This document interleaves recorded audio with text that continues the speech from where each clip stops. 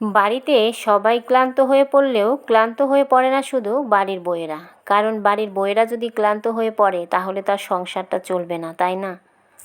বেশ কয়েকদিন বাবার বাড়িতে থেকে এসেছি, আর বাসায় আসার পর দেখলাম যে হাল হয়ে আছে ঘরবাড়ির অবস্থা। এটা যদি না গুছিয়ে না সেরে বসি তাহলে তো আর উপায় নেই। বাড়ির বউয়েরা ক্লান্ত হলে চলবে কি করে বলেন? এই তো শুধু বাড়ির এইটুকু কাজ, আর তো তেমন কিছু না। আমাদের তো আর বাহিরে যেতে হয় না, বাহিরে গিয়ে কষ্ট করতে হয় না, তারপর বাহির থেকে আবার বাসায় ফিরতে হয় না। থাকি তো শুধু বাসাতেই, শুধু একটু ঘরের কাজ আর একটু রান্না বান্না, এছাড়া আর তো কোনো কাজ নেই। তার সঙ্গে ফ্রিতে তো ছেলে মেয়ে আছেই। আর এই যে ঘর গোছানো, ঘরের কাজগুলো গোছানো আর রান্না বান্না করতে গেলে তো কোনো কথাই নেই। শুধু রান্না করতে গেলে শুধু রান্নাই কি হয়, আরও অনেক কাজ থাকে। সব কিছু দেখার পরও বোঝার পরও সবার মুখে একই কথা, বাসায় কোনো কাজই নেই, শুধু ওইটুকু রান্নার কাজ আর একটু ঘরের কাজ, এই তো কাজ। আর কি কাজ? এই তো সারাদিন তো বসে শুয়েই ফোন দেখেই কাটানো যায়। বাড়ির মানুষেরা যদি বাড়িতে না থাকে তাহলে বাড়ির যে কী অবস্থা হয় শুধু যারা বাইরে যায় আবার ফিরে আসে তারাই বলতে পারবে। বাসার অবস্থা খুবই খারাপ ছিল, তো সব কিছু আমি একবারে গুছিয়ে ক্লিন করে নিলাম। এদিকে আবার বাজার নিয়ে এসেছিল, এর মাঝে আবার একটু সকালের নাস্তাও করে নিয়েছি।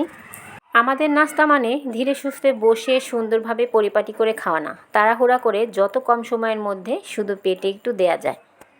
ছোট সংসারই হোক আর বড় সংসারই হোক, কাজ কিন্তু সবার ক্ষেত্রে একই রকম, একই ধরনের। সেই রান্নাবান্না, ঘর গুছানো, ঘর পরিষ্কার করা, বাচ্চাদের খাওয়ানো, গোসল করানো, সব কিছু মিলে কিন্তু সব কাজ একই। তো সকালবেলা বাজার নিয়ে এসেছিলো, সেগুলো গুছিয়ে নিয়ে তারপর কিছু ছোটো মাছ নিয়ে এসেছিলো, সেগুলো কেটে নিয়েছি। আর এই ছোটো মাছ কাটার কাজটা যে আপুরা শুধু কাটে তারাই বলতে পারবে, যারা কখনো কাটেনি তারা তো বুঝবে না এটা কাজটা কতটা কষ্টের। মাছ তো কেটে নিয়েছি, এখন হচ্ছে রান্না করে খাওয়ার পালা। আর এই যে ছোট মাছ কেটে নিলাম, ধুয়ে নিলাম, এখন যে চচ্চড়ি রান্না করে খাবো না তাজা তাজা, তা কি কখনো হয়? তো আমরা মেয়েরা আমাদের একটা অভ্যাস আছে, যত কষ্টই হোক না কেন এই যে সুন্দর খাবারটা রান্না করে পরিবারের সবাইকে খাওয়াবো, এটাই আমাদের তৃপ্তি। মাছ ধুয়ে কাটার পর আমি কিছু সবজি কেটে নিয়েছিলাম, আর সেটার সঙ্গে এখন মাছটাকে সুন্দরভাবে মেখে চুলাতে বসিয়ে দেবো। আর রান্না করতে আসলে আমরা শুধু রান্না নিয়েই বসে থাকি না, আমাদের আরও অনেক কাজ থাকে রান্নাঘরে, যেগুলো প্রতিনিয়তই করতে হয়। রান্না করতে করতে এদিকে আবার কাঁঠাল পেকেছিল, তো সেটাও একটু তুলে নিলাম। আর তারপর এখানে আমি আবার কিছু ভুঁড়ি পরিষ্কার করে সুন্দরভাবে কেটে নিয়েছি, এটা আজকে রান্না করব। আর এই যে কোরবানির ভুঁড়ি ছিল এটা। একটা সময় ছিল এই ভুঁড়ি দেখলে মানে কেমন যেন নাক সিটকাতাম, খেতে ইচ্ছা করতো না। কিন্তু এটা কিন্তু অনেক মজার একটা খাবার, না খেলে বোঝাই যাবে না যে এটার স্বাদটা কেমন।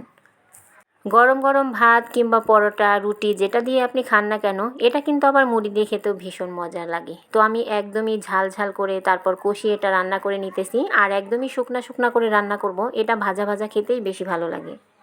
তো ভুঁড়িটা আমার রান্না কমপ্লিট, এখন হচ্ছে আমি কচু দিয়ে ইলিশ মাছ রান্না করব। তো প্রথমে আমি কচুর মুখিটা একটু সেদ্ধ দিয়ে নিতেছি, তারপর হচ্ছে মাছটা রান্না করব। তো কচুর মুখিটা সেদ্ধ দিয়ে আমি কিন্তু বসেছিলাম না, এদিকে মশলাটাও ব্লেন্ড করে নিয়েছি আর মাছটাও কেটে নিয়েছি। ইলিশ মাছের সঙ্গে এই কচু তরকারিটা অনেক সুন্দর যায়, সেটা হোক পানি কচু বা কচুর মুখি, যেটাই হোক না কেন এটা রান্না করে খেতে ভীষণ মজার হয়, ভীষণ মজার একটা তরকারি। তো প্রথমে মাছটা কষিয়ে নিয়েছি, আর এখন হচ্ছে কচুটা সেদ্ধ করে নিয়েছিলাম, সেটা দিয়ে হচ্ছে আমি রান্না করে নেব। আর পাতলা করে ঝোল রান্না করব, সেজন্য এভাবে করে পরে দিলাম এই কচুগুলো। তো যাই হোক, এদিকে আমি আবার একটু পরিমাণে মাংস ভিজে রেখেছিলাম আমার কুটু বুড়িটার জন্য, একটু মিষ্টি করে কোরমার মতো করে রান্না করে দেবো এই মাংসটা, সেটা এখন চুলায় বসিয়ে দিতেছি। আর আজকের ভিডিওটা কেমন লাগলো অবশ্যই কমেন্ট করে বলবেন। আজ এ পর্যন্ত, আল্লাহ হাফেজ।